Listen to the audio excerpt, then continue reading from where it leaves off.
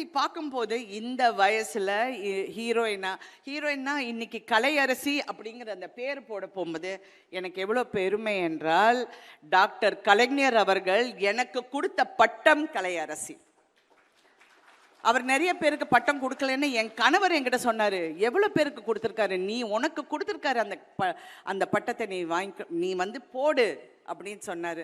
எனக்கு எப்பவுமே இந்த டைட்டில் முன்னாடி இதெல்லாம் போடுறதெல்லாம் எனக்கு கொஞ்சம் அதில் ஆர்வம் இல்லைன்னு வச்சுக்கோங்க.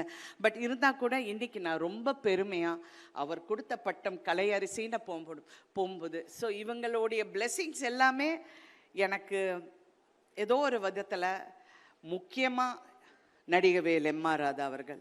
நான் வந்து ஃபீமேல் எம்.ஆர். ராதாவை தான் நடிச்சிருக்கேன். கரெக்டாக அவர் மாதிரி இருக்கிற அந்த ஷார்ட் அதுதான். இதில் வந்து நான் கொடுக்குற மிகப்பெரிய ட்ரிபியூட் என் தந்தைக்கு. நான் சினிமாவுக்கு வந்தப்ப என்னை அவமானப்படுத்தின, என் தந்தையின் பேரை கூட சொல்ல விடாமல் என்னை அவமானப்படுத்தினவங்க நிறைய பேர் இருக்காங்க, நிறைய பேர் இன்னும் இருக்கிறாங்க.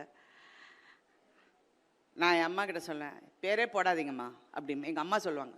அதுக்கப்புறம் ஒரு நாளும் நான் ராதிகான்னு தான் போட்டிருக்கேன் தவிர என் அப்பா தந்தை பேரே நான் போடவில்லை. ஏன்னா அவ்வளோ பேசுனாங்க.